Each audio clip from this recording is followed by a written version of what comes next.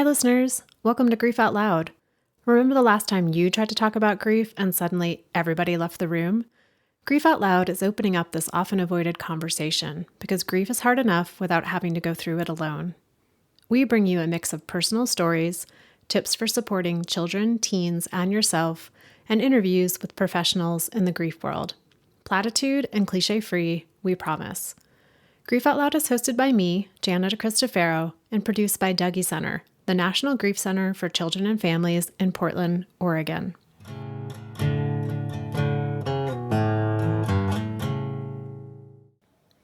Hey listeners, I wanted to let you know that this episode mentions suicide, and if you or someone you know is struggling, there's a new number to reach out to for support. 988 launched on July 16th, and it will connect you with a trained crisis counselor who can provide direct support and also help you find local resources. Another important resource is the TransLifeline. You can reach them at 1-877-565-8860. This episode came out of a personal experience. A few months ago, my partner got word of a tragedy in his family. One of his uncles was hit and killed by a car, and another uncle was in the hospital. After the initial shock and sadness and all of the logistics of planning to fly back to see his family, there was another layer. A layer of concern and trepidation about how his family would be around him. And then, right after the concern and trepidation, came something else. Anger. Anger that he even needs to wonder how he'll be received. Anger that there's a question of whether his family will use the correct name and pronouns, of how they will talk with and about him. All of this because he's trans. Just thinking about it now, I can still tap into that anger. Anger that my partner doesn't get to just try and feel the grief without also having to think through what he'll do or say if someone uses the wrong name or refuses to affirm his identity. This experience inspired me to reach out to today's guest. I met Everett through Dougie Center a few years ago when he joined one of our peer grief support groups for young adults. At that point, Everett was grieving for his father, who died when Everett was 12, and also for his brother, who died when Everett was in his 20s. Most recently, Everett's grandmother, who he was extremely close with, died this past winter. While Everett and I do get into how two major aspects of his identity, growing up poor and being trans, interact with his grief, we also discuss so many other layers. Things like how he learned to push his grief aside when his father died, and what it's been like to try and access that grief now as a young adult. And how he's reckoned with grieving for his brother, someone he had a conflicted and ambivalent relationship with. Throughout it all, we highlight the ways that different aspects of identity, especially those that are marginalized, add to the emotional and mental load of those who are grieving, leading to questions and complications and burdens that others never even have to think about. Everett, thank you so much for everything you had to do to get to the point where you were like, yes, I will be on Grief Out Loud with you. It's a pleasure to be here, and I'm happy it's happening, and we'll see how it goes.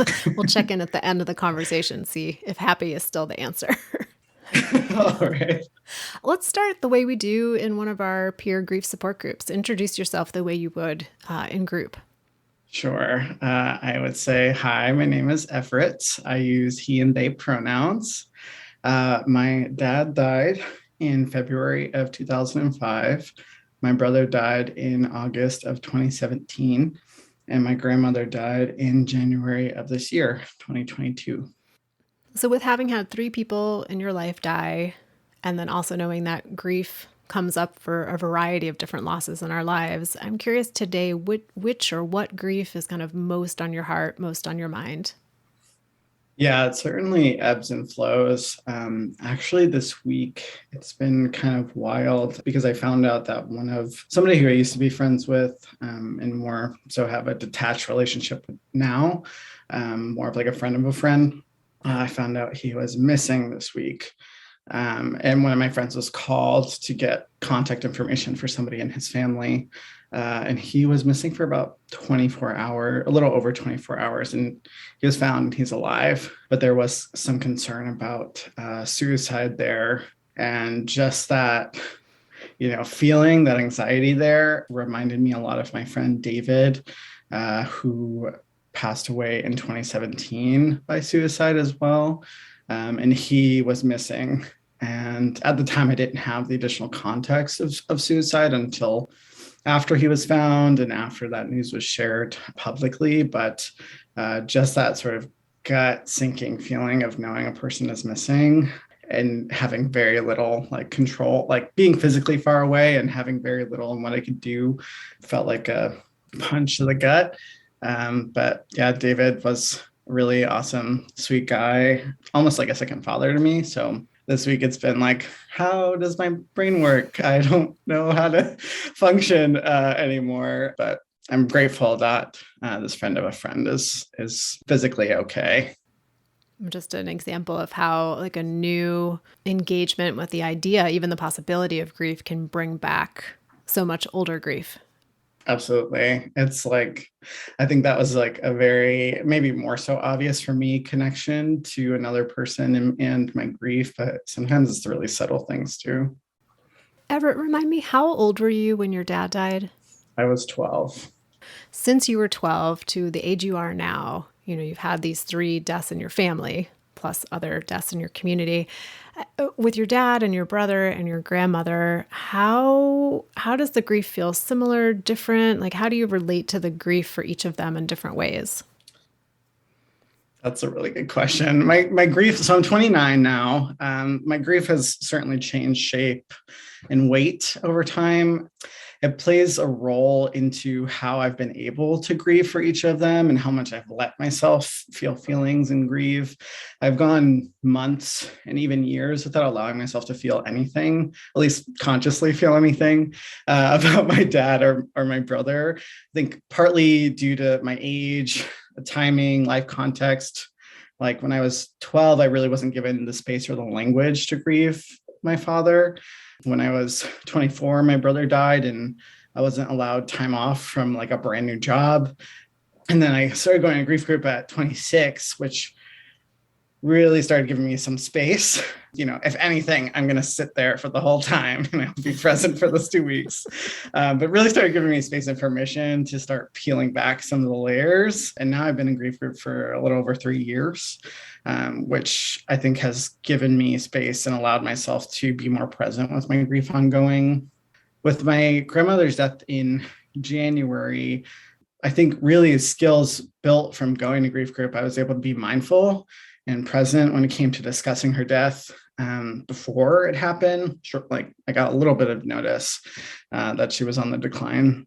And then after it happened, I was able to make decisions and choices I wanted to regarding her funeral and her services, what I wanted to say, which really allowed me, I think, this time around to build a healthier relationship with my grief and just, allow it to be present.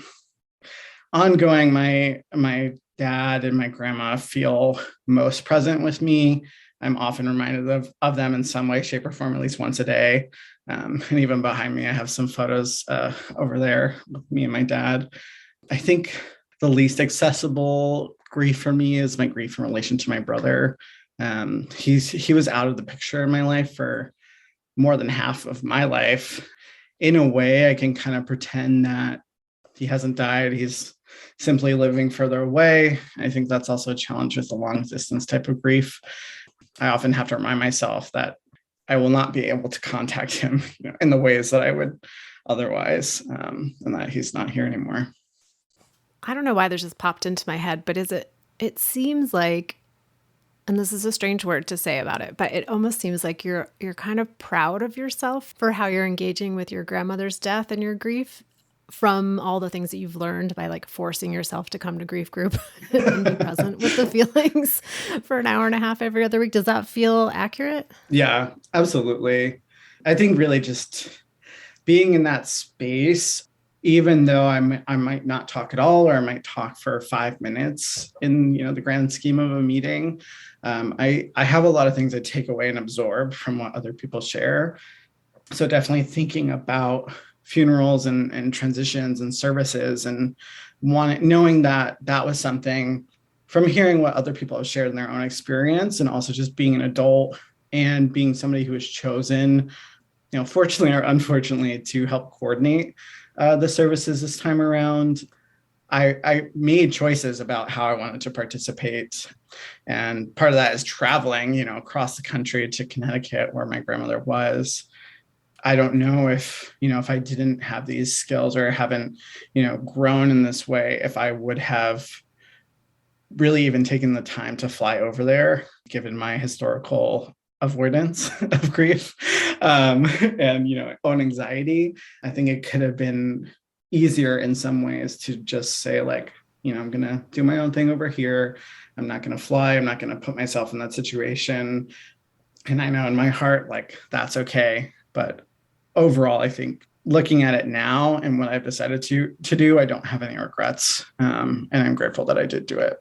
So, what inspired you? And maybe it wasn't inspiration, maybe it was like reality. But what brought you to the place of being like, I've spent a lot of my life not talking about grief, not feeling the feelings of grief. It's time. I need to start delving into this. I wish it was a conscious thought like that. I really had this like narrative in my brain that was like, you cried at your dad's wake and his funeral, so you've grieved. Like you felt sad a few times. You feel sad around the anniversary. Like, you're good.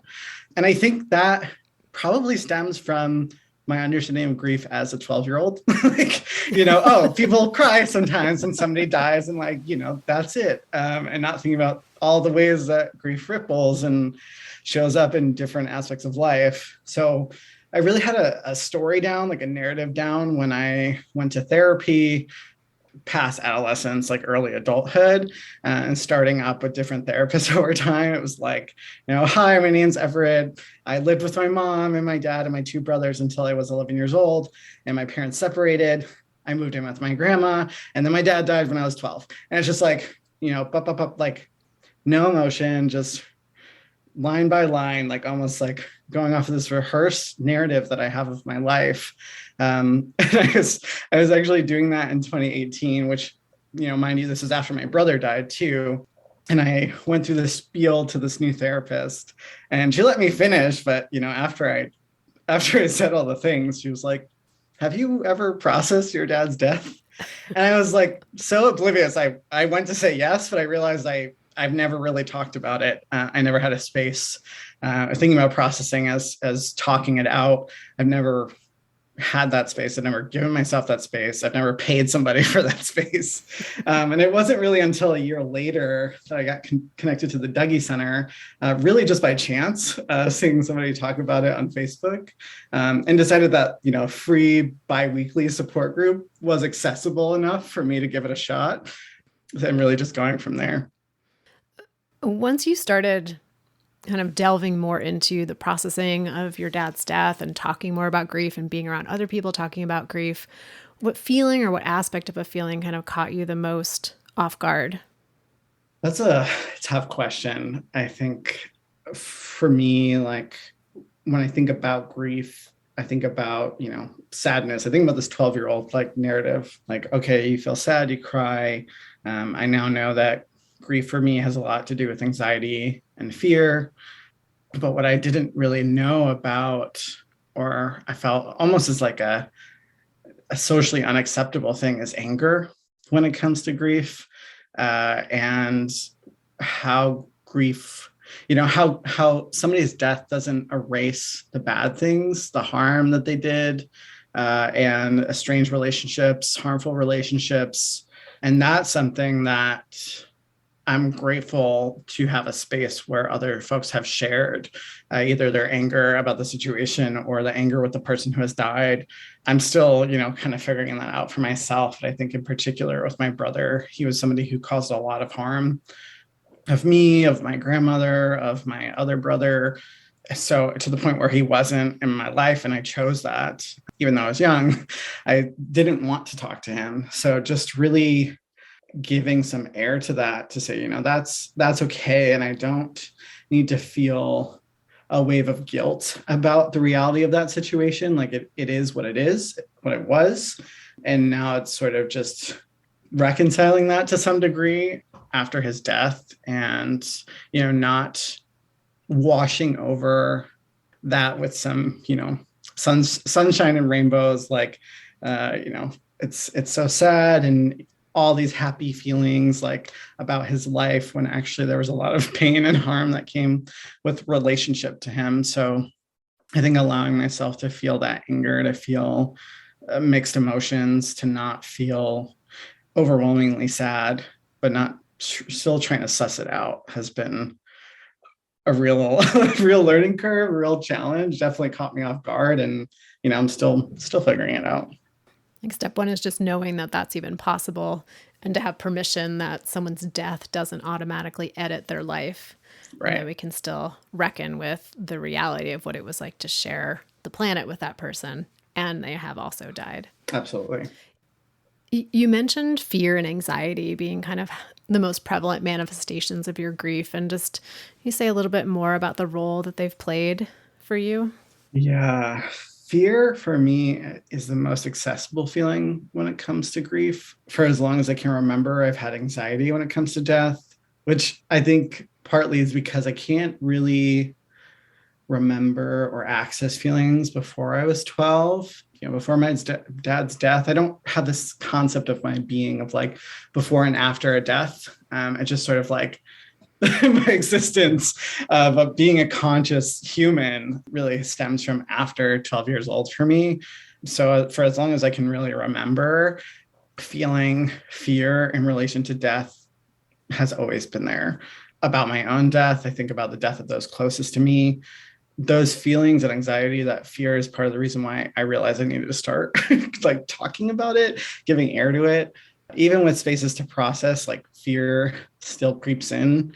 If I haven't heard from somebody, can't get through to them for a while, they were expected by a certain time, my brain's like, they died. Or if I get a text from a family member that says, call me ASAP, I'm like, somebody died. I'm calling them. They're going to tell me somebody died.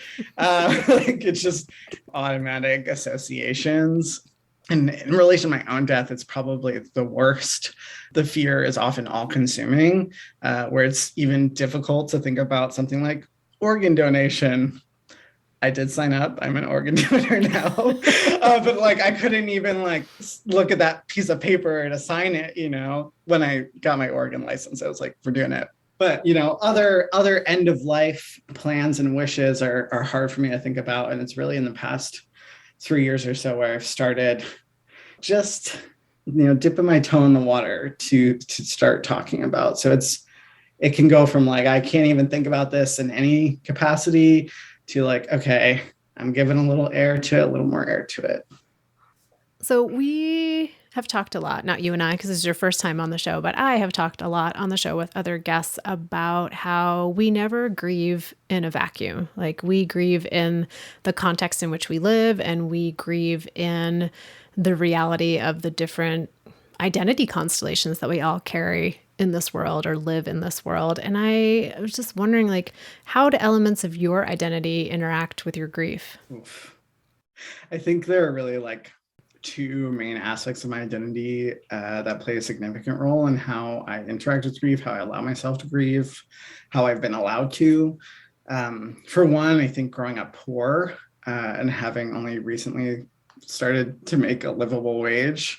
I'm not in a place where I would, survive financially if I got fired suddenly, but I can afford fancy cheese and like cashews at the grocery store, sort of livable wage. So growing up poor, my family didn't have access to or capacity for mental health support. So when my dad died, nobody talked to me about it. No family, outside of going to the services, life just carried on. I didn't even have like a school counselor that processed things with me, which in retrospect, I feel is kind of odd. But things just kept going.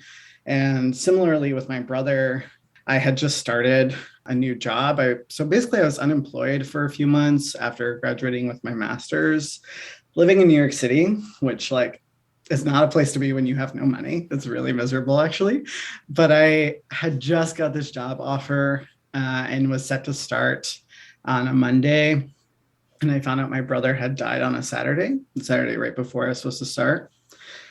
And one, I'm thinking about this complicated relationship that I have with my brother. So I'm like, I don't even know what services are going to look like for that. And starting this new job, how do you tell your future / current employer that this person who's your brother, which like general assumed relationships, if you said your brother died, people would be like, oh my God, like, I'm so sorry.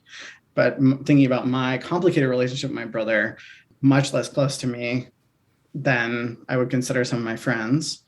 How do I tell them? Should I tell them about this dynamic, this relationship? What? So anyways, I ended up writing an email explaining that my brother had died and that I wasn't entirely sure what time off would need to look like, but was inquiring about bereavement time off. How much does one get who's a brand new person? Was basically told, I'm so sorry to hear that. Do you want to push back your start date? We can't guarantee bereavement leave for you as a new employee. And I'm like, I can't afford to take time off. Like, I can't afford to push back the start date. So I started and, walked into a brand new job having to be, charismatic. And I'm the new person. I'm meeting new people and like have the like heavy weight of this just on my mind. And, additionally with my brother's death, I had mixed feelings about how to observe this, how to transition, how to close this in my brain, that he had died. And usually for me, I think that I would think about a funeral or a wake. But because my family didn't have money, nobody really, and growing up poor, nobody really had financial literacy. So there's no life insurance, there's no, nothing. So crowdfunding for my brother's cremation and service, it wasn't something that I started the GoFundMe page for, but I ultimately decided to share. And I have to say, as somebody who's still not in a place where I can be paying for people's funerals, it sucks having to crowdfund. I've crowdfunded for 3 family members' funerals in the past 5 years. It sucks. And it feels like humiliating to a certain degree, especially it's been a number of family members for me to share. That's just so prevalent when I think about the amount of time I'm allowed to grieve. Again, like literal time off in a society where it just doesn't make sense to me that we have 3 days bereavement time or 4 days bereavement time if you're at a good company that allows you bereavement time, paid time off. And then what? Back to the grind. I'm really struck by what you said of because you were a newer employee too, almost like you're not a legitimate employee yet. And so your grief has no legitimate space in our company. Yeah, like probationary period. Like, okay, death apply. You're like still a probationary employee. Like, we don't make a special exception for you. So yeah, that was just a like really gross feeling, and ultimately foreshadowed my experience with the policies at that organization. But that's another topic entirely as well. But yeah, so like growing up poor really plays a significant role in like the capacity, the language, the time off, whatever it might look like for me. Like, I had never had conversations about death prior to somebody's death happening or after somebody's death happening. And it certainly wasn't something that my parents had time to talk to me about in working jobs and being exhausted from the day-to-day life. I want to eventually have that shifted in my life. But even most recently with my grandmother's death, having to crowdfund for that as well. And it was something I knew was coming and still did not have the amount of money for it. I think the other aspect of my identity is my gender identity, being a trans masculine person, somebody who's often read as a man or a cisgender man in particular.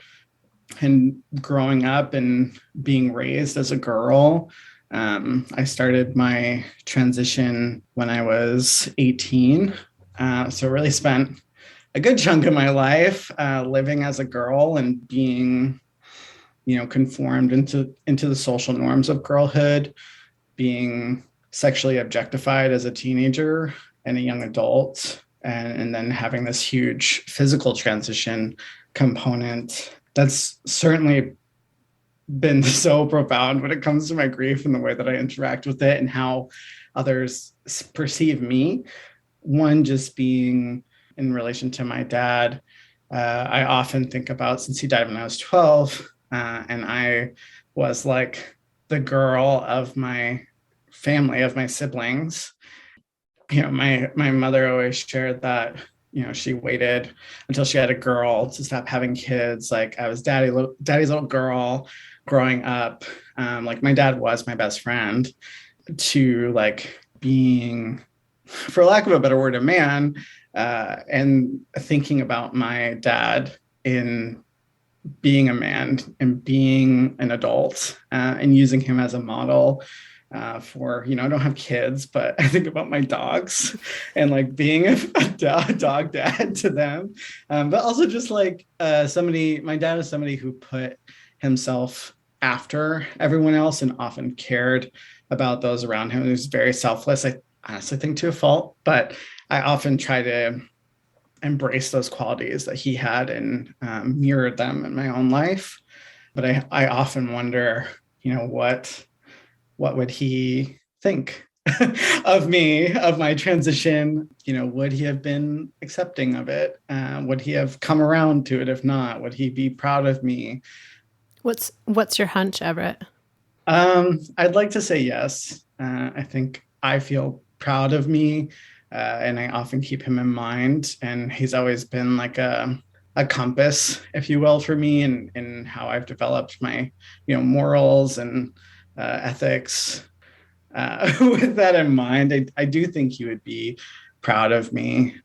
Like, I have a hunch that he'd probably be like somebody who doesn't quite understand what transitioning is, but would ultimately be like, I love my kids no matter what, sort of thing. Most recently with my grandma, going to her services and her funeral, due to COVID, we didn't have, people can go up and speak at a service sometimes, and we had that, but because of COVID, you chose one person to go up and speak. And it was originally my cousin, who's a few years younger than me, who offered to do it. So I sent her the speech that I wanted her to read on my behalf. But when the day came, and I don't blame her for this, she handed it off to one of our, I don't know what it's called, but like, I guess he's a cousin, but he's like a generation older than us. He read all of the words that people had shared. And when it came time to read my segment, for whatever reason, this man chose to read it in third person instead of first person. And instead of saying, this is what Everett wrote, I'm going to read it in first person, like as his own words, he changed it to third person and, misgendered me and used the wrong name for me, which I'm like, literally, how?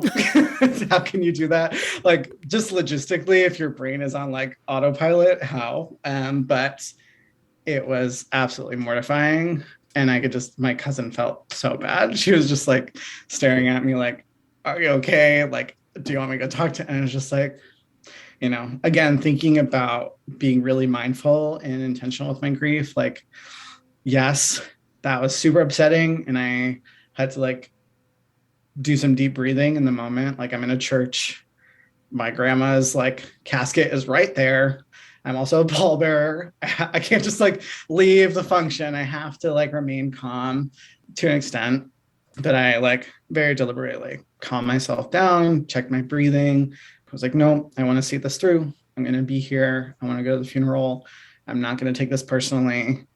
But a cis person likely wouldn't have to think about something like that, and he didn't even know he messed up. He didn't apologize. And that was something where it was like, I was already nervous going into it, seeing these people who I hadn't seen since I was probably 10 years old, and not letting any of that stop me from being there, because it was about me and my grandmother. And that was most important to me. So making that deliberate choice to be there, having that really terrible experience, and like moving through it and finishing out the services to be there for my grandmother. But yeah, it's just like, nobody else is thinking about this. Yeah, like, what's going on? And I think that's such a vital point to make, of how all the added layers of thought that has to go into, like, what is this going to be like for me? How do I, center what I'm here for? and my values to honor my grandmother, but how do I also take care of and protect myself and my identity? Those are all things, like you said, people are not having to think about if they don't have that particular layer of identity expression. And Right.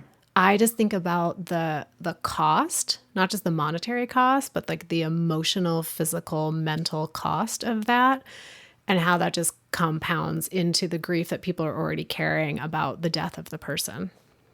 Absolutely. I think one of the saving graces of this experience, not that I have to like put a silver lining to it, is that I very clearly know that my grandmother loved me and supported me. And she was one of the first family members I came out to. At that time in my life, I was like really into recording everything in my life and and putting it on YouTube. But I had recorded when I came out to her in the conversation. So I actually have it saved and nobody can tell me otherwise. Here it is. So like, you know, you can misgender me, but like ultimately I know that my grandmother loved me and like saw me as her grandson and never, you know, she had dementia. So, you know, she started losing names in general, but like never misgendered me or called me the wrong name. So just like having that's my center grounding fact. It's like my grandmother loved me unconditionally and affirmed me while she was alive. So you're not going to mess this up for me, Andy. Everett, a little earlier, you mentioned that as you went through your transition, that not only did you sort of shift how you were orienting with your grief, but other people, the world was responding to you differently. And I'm curious if you've noticed how the world, like your community, society, people in your life, have shifted their expectations for you around how you grieve, how you express your grief. Yeah, I think most notably, I think particularly being in a group setting, sometimes I'm talking about grief, like I can get unintentionally lumped in with like men of like, oh yeah, men don't talk about their feelings. My brothers don't talk about their feelings either when it comes to grief. Like you don't cry, like all these things where it's like, because I'm masculine, that people slap these labels also onto me or expectations for behavior. I happen to not be able to access feelings super well and have sort of been ingrained to not think about grief since I was 12. So like to me, my inability to like access feelings has much so to do with my very individualized experience of how I've related to grief, and particularly being poor, more so than my gender identity. It's socially acceptable for me not to have feelings or communicate feelings, or I do have feelings. I just have a hard time accessing them, and often wish I could, you know, access them or put them into words or let them out. But I will note when I was at my grandma's service, I didn't cry the whole thing until the very end. It was the transition from the wake to the funeral, and the wake was like 2 doors down from the church, and the funeral director said, "Okay, like everybody say your last goodbyes," because I was also a pallbearer. I was going to be there no matter what, but I watched my grandma's older sister say bye to her. Oof, and it hit me right in the feels. This woman's like 97. She just was like, "Bye, sissy, I love you." And I was just like, oh no. Like, you know, I just like started crying at that point, and then just like having to say goodbye, you know, to the open casket version of my grandma. I just really started crying, and then I got in line with the 5 other dudes to be a pallbearer. I felt so self-conscious in that moment. I don't think it's not socially acceptable for a grandson to be crying, but just the fact of standing with 5 men and being the only person like crying, I was like, okay, I have to like put it together. I have to, you know, be a pallbearer. But I also just felt in that moment just really alone. And there were a few people crying actually during the whole thing. So I think that made me feel even a bit more self-conscious too, just thinking about gender norms and how I was being perceived, to be like, okay, you got to suck it up, do your job, be a man, sort of toxic masculinity ideals. So, Everett, in this moment, how are you tending to your grief or not tending to your grief? Um, in just like the state of being right now, it's easy for me in some ways to not tend to it because there's a dumpster fire happening every day. It feels like, so constantly pulling energy and attention. And in a lot of ways, I think some of those dumpster fires are going to ignite feelings of grief and bring them more present, even if for someone like me, it might not always be conscious. I think tending for me these days looks like, one, allowing the feeling to come when it does and moving through it as it comes. I think especially I'm constantly thinking about my dad, constantly thinking about my grandma, and even for the things with my brother, allowing feelings to come and go. Ideally, I don't always do it, but giving myself time to feel them, and not try and distract myself. Maybe I write about it. Maybe I just sort of feel it and don't say anything out loud.